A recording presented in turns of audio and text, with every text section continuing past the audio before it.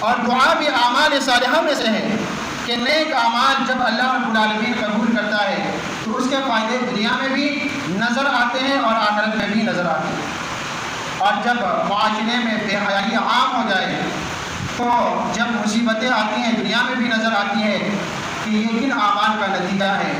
اور آخرت میں بھی اس کے لیے سزائیں اور دائمی عذاب ہیں۔ حدیثوں میں واقعہ بیان ہوا تھا کہ 3 لوگ جو ہیں وہ غار میں بند ہوئے، انہوں نے اپنے نیک اعمال کا وسیلہ پیش کیا اور دعائیں کی، اللہ رب العالمین نے ان کی دعا قبول کی اور اسے مصیبت سے نجات دی اللہ رب العالمین نے۔ تو معلوم یہ ہوا کہ جو بھی شخص ایمان کے ساتھ نیک عمل کرتا ہے اور جب وہ نیک عمل اللہ رب العالمین کے دربار میں قبول ہو تو اس نیک عمل کی بہت بڑی اہمیت ہوتی ہے۔ ایسے لوگوں پر اللہ رب العالمین اپنے رحمتوں کا نزول فرماتا ہے اور مصائب میں، مشکلات میں، مشکل وقت میں ان کو دل جمعی کی جو ہے نعمت عطا کرتا ہے کہ لوگ پریشان ہوں گے لیکن یہ شخص زیادہ پریشان نہیں ہوگا، اس کے پاس مال بھی کم ہوگا لیکن اس کا ایمان اللہ رب العالمین پر ہے۔ تو اللہ رب العالمین پر ایمان کا جو نتیجہ ہے وہ اپنی زندگی میں دیکھے گا، اطمینان کے ساتھ اور راحت کے ساتھ وہ یہ زندگی گزارے گا۔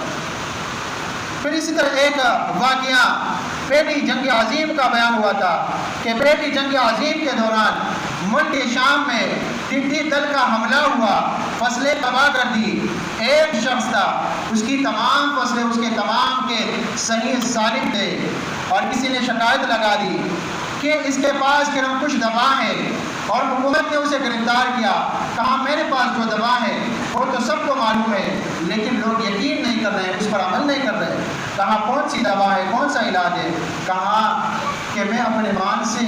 زکوٰۃ نکالتا ہوں، صدقہ اور خیرات دیتا ہوں اور مجھے یہ یقین ہے۔ اور پھر اسے چند حدیثیں بھی جو ہیں سنا دی کہ یہ صدقات اور خیرات اور زکوٰۃ کس طرح بھلائیوں کو ٹال دیتے ہیں اور کس طرح اس کے فوائد دنیا میں بھی ملتے ہیں اور آخرت میں بھی ملتے ہیں۔